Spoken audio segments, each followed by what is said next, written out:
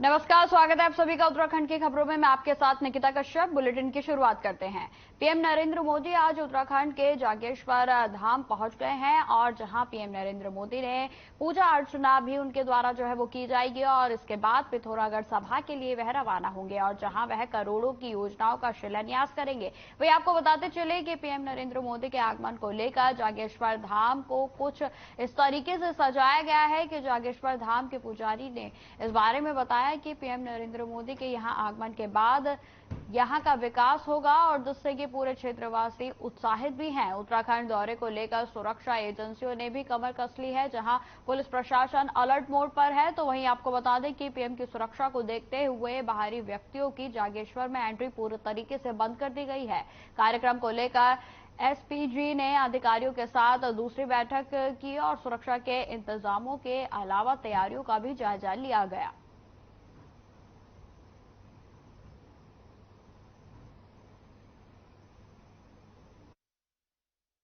देवादिदेव महादेव जी की तपस्थली में प्रधानमंत्री श्रीमान मोदी जी का हार्दिक स्वागत है। सारे तीर्थ पुरोहित स्थानीय लोग बहुत खुश हैं क्योंकि जागेश्वर धाम का डेवलप होने का मतलब कुमाऊं का मुख्य गढ़ हल्द्वानी है। हल्द्वानी से लेकर पूरे पहाड़ का सारा विकास हो जाएगा। इस उपेक्षा में सारे पंडित जी लोग बहुत खुश हैं और विशेष पूजा की तैयारी कर रहे हैं।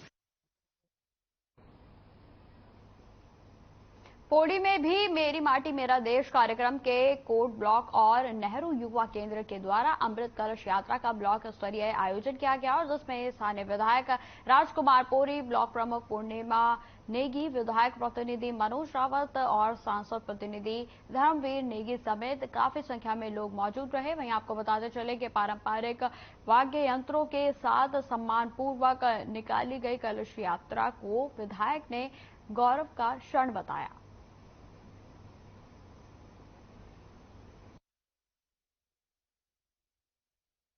है और आदरणीय मोदी जी की सोच से निकला हुआ कार्यक्रम है। इसलिए ये कार्यक्रम वास्तव में जनता की भावनाओं से जुड़ा हुआ कार्यक्रम है और जो क्षेत्रों से मिट्टी कलेक्ट की गई थी उसे विकास खंड में एक कलश में एकत्रित करके इसके बाद दिल्ली में मिट्टी इकट्ठा होकर इसे हमारे मुख्यालय देहरादून भेजा जाएगा। उसके बाद वहां से ये मिट्टी जो है दिल्ली अमृत वाटिका में इसका यूज होना है। ये वास्तव में श्रद्धांजलि के रूप में सैनिकों के लिए श्रद्धांजलि के रूप में है और इसको कार्यक्रम को देखा जाए तो वास्तव में बहुत ही पुण्य कार्यक्रम है। बहुत सुंदर कार्यक्रम वहां पर महिलाओं के द्वारा किया गया। बड़े सम्मान के साथ उस मिट्टी को यहाँ से कलश में रखकर बड़े ढोल दमाओं के साथ वहां विदाई की गई। कैबिनेट मंत्री प्रेमचंद अग्रवाल की अध्यक्षता में प्रवर समिति की बैठक आयोजित हुई, जिसमें कि आपको बता दें कि कांग्रेस के संगठन के उपाध्यक्ष मथुरा दत्त जोशी ने प्रवर समिति की बैठक को लेकर प्रतिक्रिया दी। उन्होंने कहा कि बीजेपी उत्तराखंड राज्य के समर्थन में ना थी और ना ही उत्तराखंड शहीद आंदोलनकारियों के हित में कार्य किए हैं। उन्होंने यह भी कहा कि बीजेपी सरकार आंदोलनकारियों की मांग पर कोई विचार नहीं कर रही है। आरक्षण को भी ठंडे बस्ते में डाल दिया गया है और जिस पर कांग्रेस यह जो स्थिति है उसको बिल्कुल भी बर्दाश्त नहीं करेगी।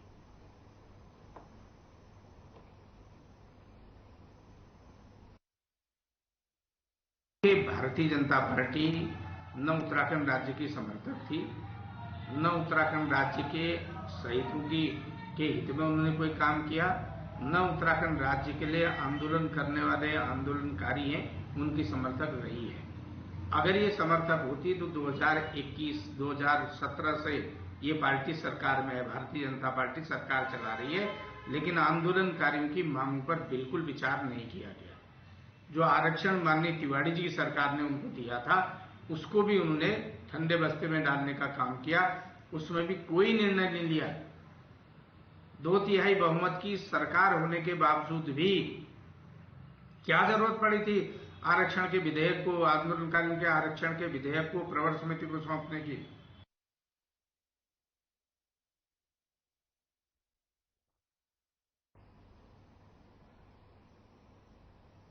अब खबर उधम सिंह नगर के खटीमा से है, जहां जामा मस्जिद और मदरसा रहमानिया के प्रशासक कामिल खान के नेतृत्व में भाजपा अल्पसंख्यक मोर्चा के कार्यकर्ताओं ने उप जिलाधिकारी रविंद्र सिंह बिष्ट को सीएम के नाम ज्ञापन सौंपा है, और जिसमें कि आपको बताते चले कि प्राइवेट तरीके से संचालित निजी मदरसों को वक्फ बोर्ड में शामिल करने की मांग की गई। ज्ञापन में बताया गया कि चंदे की राशि से क्षेत्र में संचालित मदरसों पर संचालकों ने निजी स्वामित्व बना लिया है और मदरसों की आड़ में धर्म का व्यवसाय चलाकर निजी संपत्ति अर्जित कर रहे हैं, और ऐसे मदरसों के खिलाफ आवश्यक कार्रवाई की मांग की गई।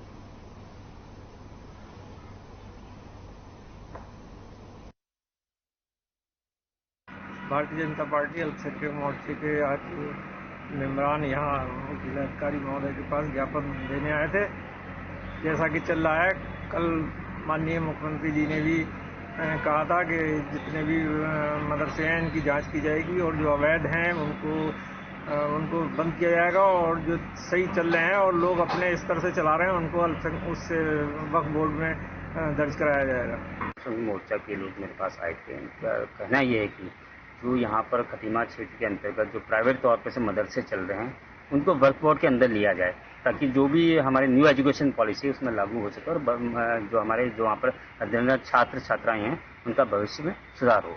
तो ये जो ज्ञापन उन्होंने माननीय मुख्यमंत्री जी को दिया, मैं उचित माध्यम से उनको पहुंचा दूंगा और इसमें हम एक्शन भी लेंगे।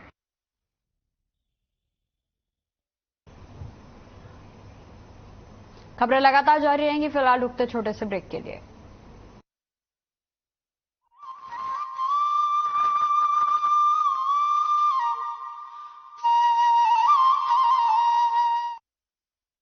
भारत की अप्रतिम विकास यात्रा में देश का मान बढ़ाता आदर्श राज्य उत्तराखंड आज अपने स्वर्णिम दशक के दौर से देश दुनिया को रूबरू करा रहा है और अपनी सफल औद्योगिक विकास यात्रा की नई परिभाषा लिख रहा है।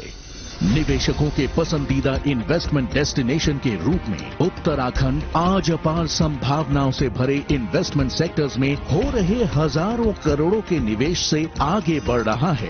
राज्य में 2000 से अधिक व्यावसायिक अनुपालनों में सुधार और उद्योगों के लिए अनुकूल विकसित इकोसिस्टम से 27 से ज्यादा फोकस नीतियां, 200 से अधिक निवेश योग्य परियोजनाओं और 6000 एकड़ से अधिक सरकारी लैंड बैंक के साथ उत्तराखंड आज अपने निवेशकों के लिए सफलताओं भरा भविष्य सुनिश्चित कर रहा है। आइए जुड़िए ग्लोबल इन्वेस्टर समिट 2023 के साथ और दीजिए अपनी आर्थिक उन्नति को उड़ान। श्रेष्ठ भारत की अप्रतिम विकास यात्रा में देश का मान बढ़ाता आदर्श राज्य उत्तराखंड आज अपने स्वर्णिम दशक के दौर से देश दुनिया को रूबरू करा रहा है और अपनी सफल औद्योगिक विकास यात्रा की नई परिभाषा लिख रहा है। निवेशकों के पसंदीदा इन्वेस्टमेंट डेस्टिनेशन के रूप में उत्तराखंड आज अपार संभावनाओं से भरे इन्वेस्टमेंट सेक्टर्स में हो रहे हजारों करोड़ों के निवेश से आगे बढ़ रहा है।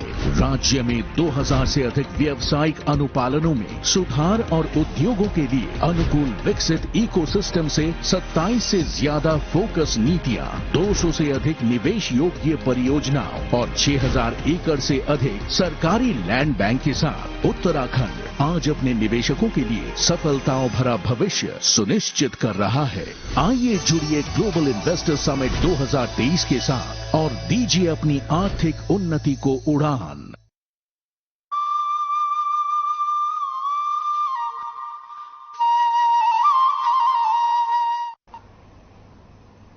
ब्रेक के बाद स्वागत है आपका बढ़ते खबरों की ओर। बीजेपी के प्रदेश अध्यक्ष महेंद्र प्रसाद भट्ट ने बहुसंख्यक समाज को बांटने की कोशिश के बयान पर कांग्रेस के उपाध्यक्ष संगठन मथुरा दत्त जोशी पर पलटवार किया है। उन्होंने कहा कि भाजपा के नेता तो मानसिक रूप से दिवालियेपन का शिकार हो रहे हैं और जातिगत आधार पर बांटने का काम भारतीय जनता पार्टी की ओर से किया गया है और धर्म के नाम पर राजनीति करने का काम है।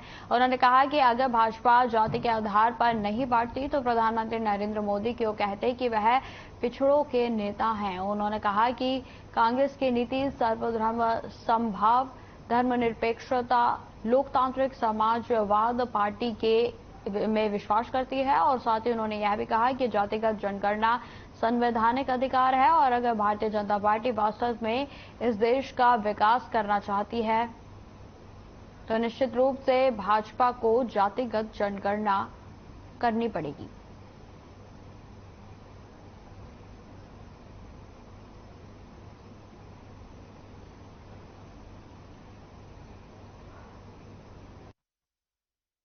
जातिगत आधार पर बांटने का काम भारतीय जनता पार्टी ने किया है। धर्म के आधार पर राजनीति करने का काम भारतीय जनता पार्टी ने किया है। अगर वो जाति के आधार पर नहीं बांटते तो क्यों कहते हैं मोदी पिछड़ों के नेता है, पिछड़ों के नेता है? आप सब जगह देखते हैं, सब जगह यही बात करते हो। जाति के आधार पर देश को बांटने का काम तो भाजपा ने किया है, हर हमेशा किया। धर्म के आधार पर राजनीति की भारतीय जनता पार्टी के नेताओं ने। कांग्रेस की तो नीति रही है सर्वधर्म समभाव, धर्मनिरपेक्षता, लोकतांत्रिक समाजवाद। हम तो इसमें विश्वास करते हैं। हमारे नेताओं ने हर हमेशा इन 3 सिद्धांतों पर चले हैं। हमने हर हमेशा धर्मनिरपेक्षता की बात कही है, हमने हर हमेशा लोकतांत्रिक समाजवाद की बात की है।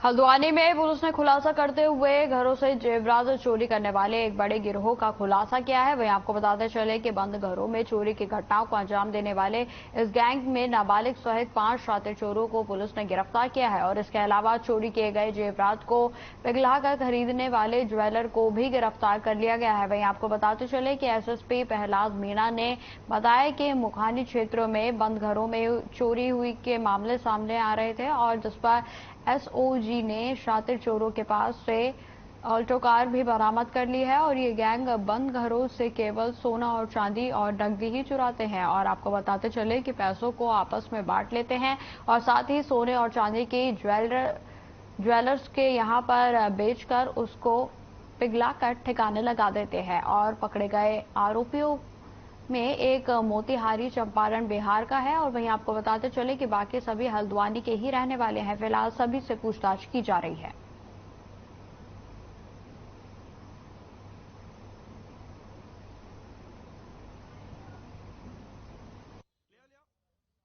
देखिए 29 सितंबर को मुखानी क्षेत्र में चोरी हुई थी। इसमें पहले हमारे द्वारा कुछ अभियुक्तों से कुछ चोरी का सामान बरामद किया गया था, लेकिन कुछ सामान बच गया था और इस जो चोरी का अपराध है इसमें कुछ और लोग थे जो गिरोह बनाकर इस तरीके की चोरी का कार्य कर रहे थे। तो आज हमारे द्वारा 4 लोगों को, 4 अभियुक्तों को और एक नाबालिग को भी इस मामले में पकड़ा है। इनसे जो चोरी का सामान बरामद कर लिया गया है। इस सारे प्रकरण में एक ज्वेलर जो चोरी का सामान खरीदता था उसको भी हमने गिरफ्तार किया है और एक जो ज्वेलरी का कारीगर का काम करता था उसकी भी इस मामले में गिरफ्तारी हुई है। तो ये जो है आज जो हमारे द्वारा जो बरामदगी की गई है उसकी कीमत लगभग 5 से 6 लाख रुपए के बीच है। एशियन गेम्स में ब्रॉन्ज मेडल जीतने के बाद भारत लौटती भारतीय हॉकी खिलाड़ी वंदना कटारिया का हरिद्वार में स्वागत किया गया। वहीं आपको बताते चले कि वंदना कटारिया ने हर की पौड़ी पर गंगा पूजन किया और मां गंगा से ओलंपिक गेम्स में स्वर्ण पदक जीतने का आशीर्वाद मांगा। वंदना कटारिया ने बताया कि एशियन गेम्स में उन्हें उम्मीद है कि वो स्वर्ण पदक लाने की थी, लेकिन उन्हें कांस्य पदक जो है वो मिला है और जिससे वो उसी से उन्हें संतोष करना पड़ेगा। उनका अगला टारगेट यही है कि वो आगामी ओलंपिक गेम्स में क्वालिफाई करें और देश के लिए गोल्ड मेडल जीत कर लाएं।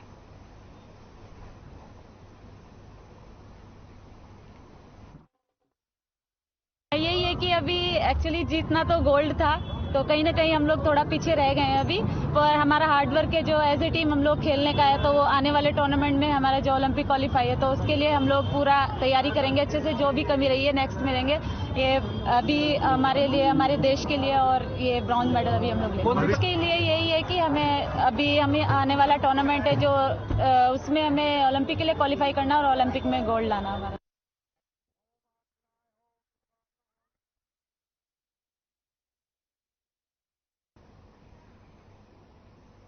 पौड़ी गढ़वाल के मत्स्य पालकों को बेहतर तकनीक सिखाने के उद्देश्य से मत्स्य विभाग ने 25 काश्तकारों की एक दल को शैक्षणिक भ्रमण पर भेजा है। जानकारी देते हुए बताया गया कि जिला मत्स्य अधिकारी अभिषेक कुमार मिश्रा ने बताया कि राज्य योजना के तहत संचालित स्कीम के मत्स्य पालन के लिए इच्छुक एवं मत्स्य पालन करने वाले काश्तकारों को आधुनिक तकनीक की जानकारी देने के लिए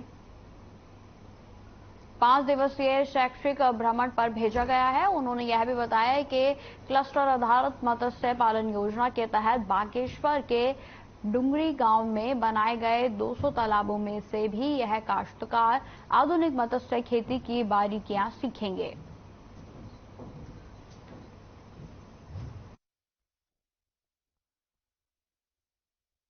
हमारी एक राज्य योजना अंतर्गत संचालित स्कीम है, पर्वतीय क्षेत्रों में तालाब निर्माण योजना, जिसके तहत राज्य सरकार द्वारा प्रत्येक जनपदों में जो लोग मछली पालन करना चाह रहे हैं या करने के इच्छुक हैं, उनको 5 से 7 दिन के लिए शैक्षिक भ्रमण का कार्यक्रम आयोजित किया जाता है। इसी के तर्ज पे हम लोग पौड़ी जनपद से अपने जो गत 4 या 5 साल से या 1 साल से मत्स्य पालन कर रहे हैं, उनके ज्ञानार्जन के लिए, जिससे कि उनको वैज्ञानिक तकनीकी का ज्ञान हो सके और अन्य जनपदों में किस स्तर का मत्स्य पालन हो रहा है, इसकी जानकारी के लिए आज हम उनको जनपद बागेश्वर, पिथौरागढ़, रुद्रप्रयाग और चमोली के भ्रमण पे भेज रहे हैं।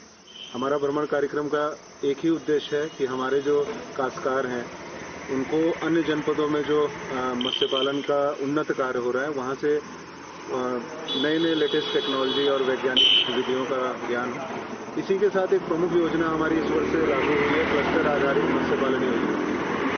केंद्र सरकार की एक स्कीम है नील क्रांति। नील क्रांति में ये इसमें मत्स्य पालन आता है, जिसमें कि हमें किसानों को पानी और जवानी 2 बातें यहाँ पे आती है। पानी को रोकने की ये बहुत अच्छी स्कीम है। इससे पानी की बचत तो होगी, साथ में इसमें मत्स्य पालन भी होगा। हम किस प्रकार से खेती कर रहे हैं, सीखने के लिए हमें पिथौरागढ़ अन्य जनपदों में भेजा जा रहा है, क्योंकि वहाँ पे सुना है कि काफी अच्छी तरीके से, वैज्ञानिक तरीके से वहाँ पे काम हो रहा है। उस वैज्ञानिक तरीके को देखने और सीखने के लिए हम समस्त काश्तकार वहाँ पे विजिट के तौर पर जा रहे हैं। बहुत धन्यवाद मत्स्य विभाग का जो हमें इस टूर पे भेज रहे हैं, और इससे कहीं ना कहीं हमको जिन चीज़ों की मतलब कुछ कमियां रहती है हमारे मत्स्य पालन करने में, हो सकता है जहाँ हम जाने वाले हैं उन्होंने बड़े स्तर पे किया और वो सफल किसान हैं, तो उनसे हमें बहुत सारी जानकारियाँ मिलेंगी जिससे हम बहुत कुछ सीखे और अपने मत्स्य पालन को और अच्छे तरीके से कर सकते हैं। श्रम विभाग और जिला टास्क फोर्स की संयुक्त टीम ने चेकिंग अभियान चलाया और जहां 12 बच्चों को रेस्क्यू किया गया। आपको बताते चले कि ऋषिकेश में बाल श्रम और बाल भिक्षावृत्ति पर रोक लगाने के लिए श्रम विभाग और जिला टास्क फोर्स एक बार फिर से सक्रिय दिखाई दे रहे हैं। वहीं 2 संस्थाओं पर बाल श्रम होते हुए पकड़ा गया है और जहां पर जबकि क्षेत्र में 10 बच्चे भिक्षावृत्ति में लिप्त हैं। वहीं आपको बताते चले कि संयुक्त रूप से जो है इन पर रेस्क्यू किया जा रहा है और वहीं दोबारा से बाल श्रम और भिक्षावृत्ति नहीं कराने का वादा देने पर बच्चों को माता पिता के हवाले कर दिया जाएगा।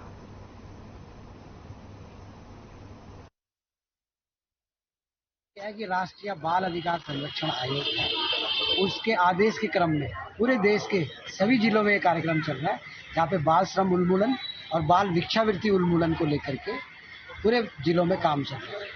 ये जिला टास्क फोर्स है। जिला टास्क फोर्स में जो है आपका जिला बाल संरक्षण इकाई, labour department, police department, anti human trafficking unit और फिर साथ में सरफीना ट्रस्ट है, आपका बचपन बचाओ आंदोलन है और मैक एनजीओ है, चाइल्ड लाइन है और कौन है, समर्पण सोसाइटी है। ये सब हम लोग सब मिल करके बाल भिक्षावृत्ति और बाल श्रम से इन बच्चों को रेस्क्यू किया है, जिसमें 12 बच्चे आज हमने रेस्क्यू किए, ज्यादातर बच्चे त्रिवेणी घाट से।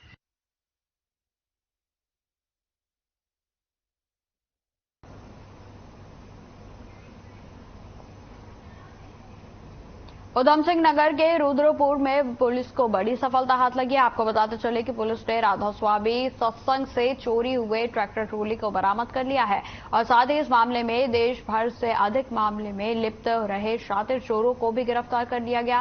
वहीं आपको बताते चले कि मामले का खुलासा करते हुए एसपी सिटी मनोज कतियाल ने बताया कि 30 सितंबर को राधा स्वामी सत्संग के दौरान बाहर खड़े ट्रैक्टर ट्रॉली को चुराया गया था और मामले में तेजी दिखाते हुए पुलिस ने आरोपी को गिरफ्तार कर लिया है। फिलहाल पुलिस आरोपी से पूछताछ कर मामले की जांच में जुट गई है। तो कुमार के द्वारा एक तहरीर दी गई थी, जिसमें उन्होंने अपनी एक ट्रैक्टर ट्रॉली जो है वो चोरी करने के संबंध में इन्होंने सूचना दी थी। तो इस पर तत्काल अभियोग पंजीकृत किया गया और इस घटना के अनावरण के लिए टीमें लगी थी, जिसको सीओ सिटी ओम प्रकाश जी और एसएचओ रुद्रपुर और एसएसआई रुद्रपुर अर्जुन गिरी के नेतृत्व में टीमें इसमें लगी थी। तो उन्होंने मैनुअल इंटेलिजेंस गैदर करके और थोड़ा इलेक्ट्रॉनिक सर्विलेंस की सहायता ली। पुराने चोरों पे भी हम लोग काम कर रहे थे, जो पुराने ऐसे वाहन चोर हैं जो इस क्षेत्र में घटनाएं कारित करते हैं। तो इसमें अंतर्गत हम लोगों को सफलता मिली। इसमें 10 तारीख को यानी कि कल हम लोगों ने इसमें अरेस्टिंग की है और इसमें हमारे को चोरी की ट्रॉली और ट्रैक्टर दोनों चीजें बरामद हो गई हैं। जो अभियुक्त कब्जे में आया है उसका नाम विक्की बजाज है।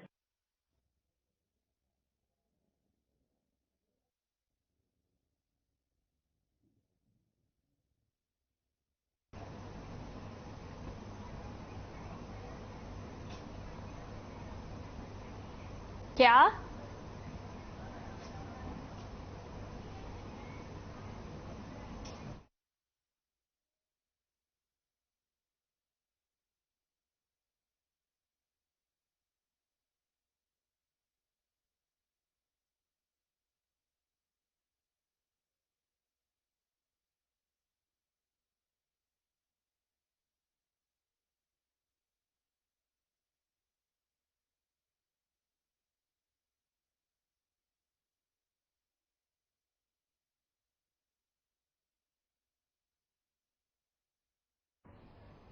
तो मधु भट्ट को कला परिषद का उपाध्यक्ष बना दिया गया है और जिसके बाद आपको बताते चले कि अब भाजपा की ओर से वरिष्ठ नेता मधु भट्ट ने सरकार का आभार जताया है। वहीं आपको बता दें कि उन्होंने यह भी कहा कि उत्तराखंड की संस्कृति को विश्व पटल पर रखने के लिए सरकार ने मुझे चयनित किया है और मैं इसके लिए आभारी हूं। वहीं आपको बताते चले कि नवरात्रि में वह अपने कार्यकाल का आरंभ करने जा रही हैं और प्रदेश में जितने भी संस्कृति से जुड़ी विधाएं हैं उन सभी विधाओं को विश्व पटल पर रखने का काम करेंगी।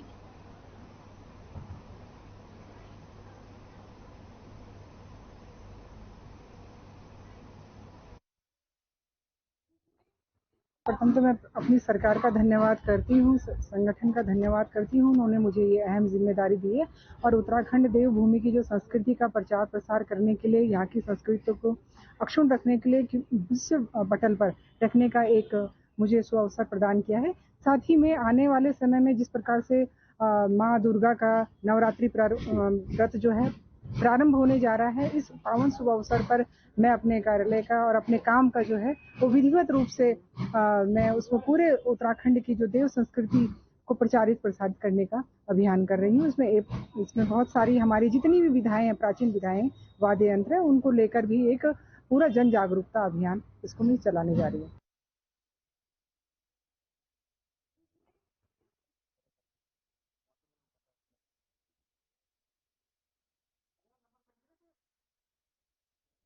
चलिए अब आपको सीधा लिए चलते हैं पिथौरागढ़, जहां पीएम नरेंद्र मोदी की ओर से ईश्वर कुंड में जो है पूजा अर्चना की गई और जहां पर खासा उत्साह जो है वो देखने को मिल रहा है। हम और 4 दिन निकाल लेंगे, आप पहले उनको दीजिए। यानी सब लोग सोच रहे थे कि पूरे देश की मुक्ति होनी चाहिए इस संकट से, उसके लिए मुझे को छोड़ना पड़े तो मैं करूं।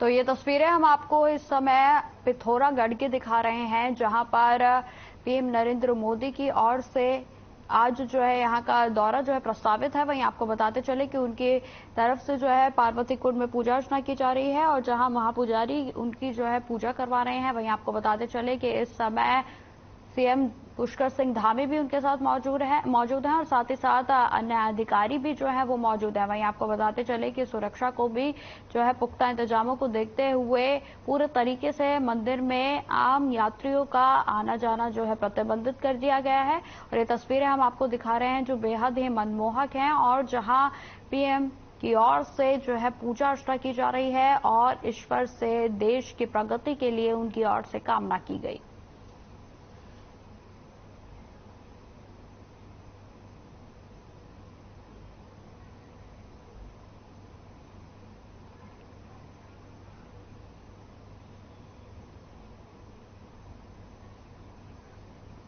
तो ये तस्वीरें हम आपको पिथौरागढ़ की दिखा रहे हैं, जहां पीएम नरेंद्र मोदी की ओर से आज पार्वती कुंड में पूजा अर्चना की गई है और जहां बेहद ही भक्तिमय माहौल इस समय मंदिर के प्रांगण में होया हुआ है। और आप ये तस्वीरें देख सकते हैं कि मंदिर परिसर को कितने भव्य तरीके से फूलों से पूरे तरीके से सजाया गया है।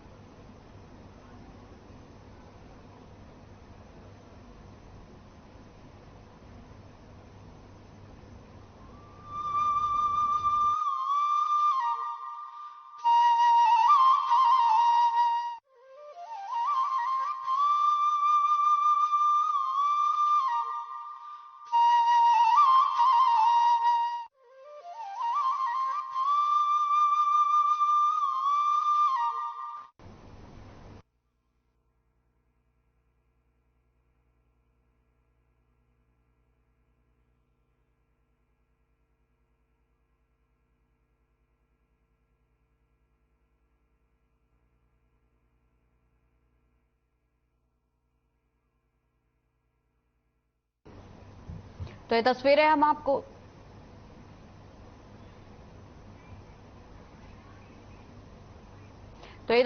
आपको दिखा रहे थे पिथौरागढ़ की, जहां पर पीएम नरेंद्र मोदी की ओर से पार्वती कुंड में भव्य पूजा अर्चना की गई। तो फिलहाल इस बुलेटिन में इतना ही। खबरों की और भी जानकारी के लिए बने रहे हमारे साथ। नमस्कार।